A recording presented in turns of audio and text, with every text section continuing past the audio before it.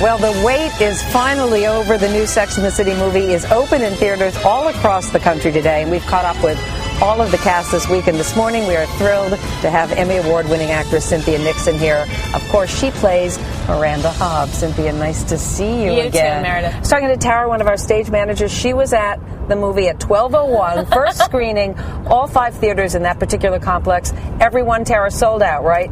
Totally sold out. Can you quite believe it? I really can't believe it. I mean, you're going to whoop Indiana Jones. well, you know, don't speak okay, yet. Don't speak yet. But yeah, I think it just means how much people have missed us. They really have. Well, it's been 4 years, and when we catch up with your character now, she moved to Brooklyn with her husband and her son, not particularly wanting to. You're a Manhattan girl. Yeah. And we start this movie, she's struggling a bit. Yeah, she's really, she finds herself in a position that I think so many women do nowadays. They're just overextended. There's, you know, she's being a mother, a wife, running a household, having a sick parent, and having a very demanding job. And she's just torn up in a million pieces, and she feels like she's failing at everything because there's just not enough of her to go around. Yeah, and she finds herself in sort of a hairy situation. We're going to show this, and then this clip we'll talk on the other side. Jesus, honey, wax much? What? I didn't know I was going to be wearing a bathing suit. What are you talking about? I forgot to wax. I've had other things on my mind. I could be on death row and not have that situation. Well, Samantha, when you're married, you have a different set of priorities. Oh, honey, don't blame marriage. This one's married and she's not growing a national forest. It is a very funny scene that any woman can appreciate, but it really hides a terrible thing that's happening to Miranda right now. She's going through a very hard time in rough her marriage. Yeah. But I think it's you know, emblematic of how she's forgotten to, you know, think about herself. Yeah. And well, I can't give anything away, so I won't say anything. But it is by far the most dramatic, or one of the most dramatic roles for you within Sex and the City, and yes, it's very, very powerful. Yeah. Now, you've had the 4 years off, and a lot's happened. Some things wonderful, some things not so wonderful. The wonderful part is you fell in love. I did. With a woman named Christine. Yes. Did you worry at the time what the reaction was going to be about that, or did you just go, I don't care?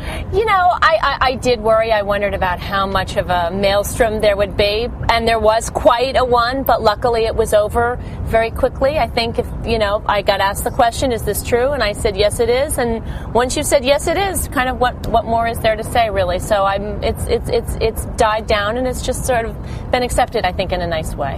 And fortunately, she was there for you when you developed breast cancer. Yes. A year and a half ago. How are you doing, first of all? I think I'm doing great. I'm doing great. And you were lucky because they caught it pretty early. They caught it. It was a routine mammogram, very small amount of cancer. And my mother is a breast cancer survivor, so I think I was able to keep it in perspective about how if you're lucky and if you handle it and do the right things, it really can just be a blip on the screen. And you did something that we did with our children when my husband got colon cancer, is we made a decision to tell them the truth. Why was that important to you? You have 2 young children, to just tell them what's going on. I really wanted them to know what was happening because, you know, you hear people whispering, you sense that something is going on, and not only did we talk to them about it, but we actually brought them into the doctor's office to talk to the surgeon who was going to, you know, perform my surgery. And, you know, I think he was so reassuring to hear a professional from outside talking to them about statistics and talking to them about how really this is pretty minor in the grand scheme of things. Well, we are so glad you're feeling well. There are so many fans down there when I ask you a question. Yes. We've got time for at least one. We're going to go to Teresa from California.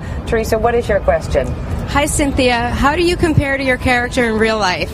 I have certain things in common with her. I think we both kind of operate from our head and then our heart follows. But she's far more confrontational than I am. I seek to avoid conflict, although she has taught me to speak up, I think, a bit more than I did before I was walking around in Miranda's shoes. And we got just enough time for Emily from Kansas. If you're real quick, Emily. Who was your favorite designer that you wore during this show? Oh, that's really impossible. It's very hard to pick a favorite, but I have to say I wore a beautiful Roberto Cavalli dress in the opening scene when we're all walking down the street together that I just love. Okay, we can't pick a favorite from the movie, but we sure do love you, Cynthia Nixon. Thank you. Thank you so much.